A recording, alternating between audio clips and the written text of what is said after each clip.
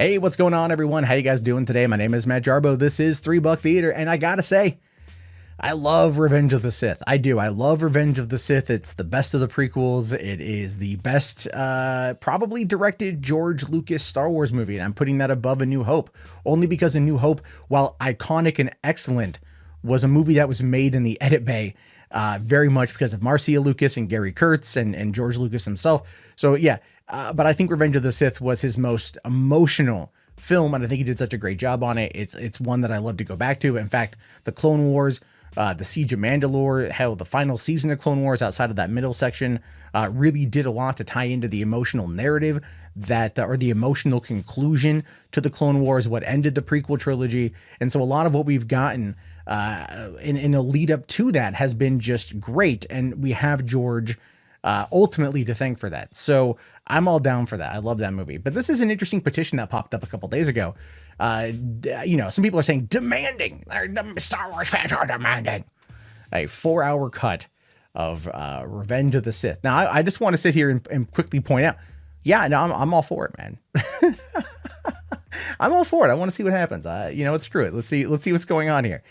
So this is from Fraser Beitzel, saying here, hello there. The original Star Wars Revenge of the Sith cut was over 4 hours long, and we think that George Lucas should do the right thing and give the fans what we deserve and what is rightfully ours. See, I don't like that. Right off the bat, I don't like that. I don't like the idea what we deserve and what is rightfully ours, as if we put up the $200 million to make that movie, as if we marketed it, we wrote it, directed it, edited it, released it. No, come on, man. Come on. I am for like these extended cuts to come out because I like to see more of these movies. I like to see more of what was made. I like to get a better idea at some of the plot points that they cut out, or like the subplots that just didn't go anywhere, that ultimately ended up being removed in the edit bay. These are things I want to see. These are things I think are kind of cool, and I love this in special features. But to play the entitlement card, man. Come on, we don't deserve any of this. We're not like, it's not rightfully entitled to us. This isn't like prima nocta rights when it comes to Star Wars. We're fans who just want to see more Star Wars. Like, just play it up like that, dude. This is the difference between something like this and the Snyder Cut people, because the Snyder Cut movement was never saying we deserve the Snyder Cut, it is rightfully ours. They would never do that. They might have gotten a little bit salty on Twitter every once in a while, but they never did that. And they never did that because at the end of the day, they're better. They knew that it was a long game. They knew that it was a long play, and they ultimately won because they stayed true to the narrative that this was about seeing an artist's true vision come to light after the end of studio meddling. Lucas ran the show on this front. Like, Lucas ran everything. He put out demands to theaters, through 20th Century Fox, and the theaters, they capitulated. They bent the knee, if you will. They kissed the ring. This is what happened. So that's well known. Lucas got crazy when it came to Star Wars in theaters. But then the next thing he says here is, we love democracy. Listen, you can't sit there and say deserve and rightfully ours and then immediately follow it with we love democracy. It does not work that way. Now, and they go on to say, and we hope he does too. Okay. Again, you're making demands, not necessarily a democratic vote on something. By signing this letter, you are letting your voices be heard. If this petition goes viral, then we will have unlimited, this has got to be a troll, unlimited power.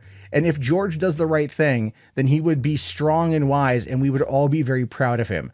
This whole operation is our idea, and we need to ensure that it is done. We will proclaim victory. Okay.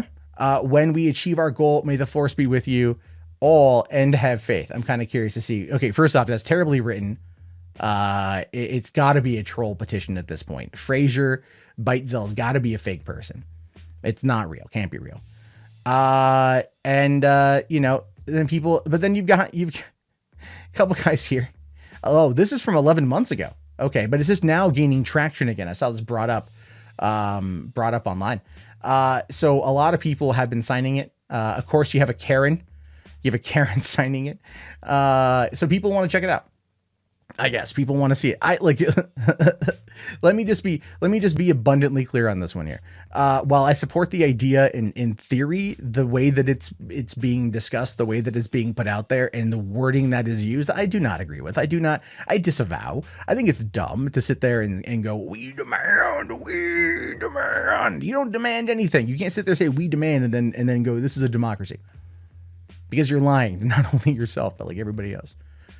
This is kind of like when there was the release, like I think it was like the first release, the Snyder Cut petition on change.org got like 400,000 signatures. And then the dude behind it, like looking at the viral nature of the petition, tried to crowdfund a documentary, and he wanted $4,000 to go and make this documentary. And then like looking at, and I covered this in a video too, looking at the documentary, like what he had said he wanted to get, it was like, there was, for one, it was way more than $4,000.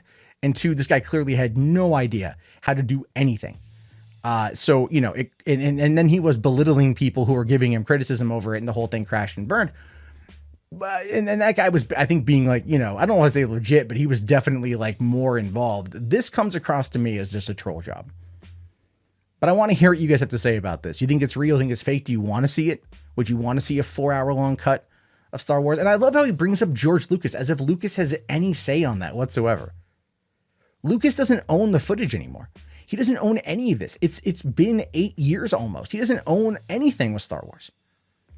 So what kind of, I mean, this is from 11 months ago, right? 11 months ago.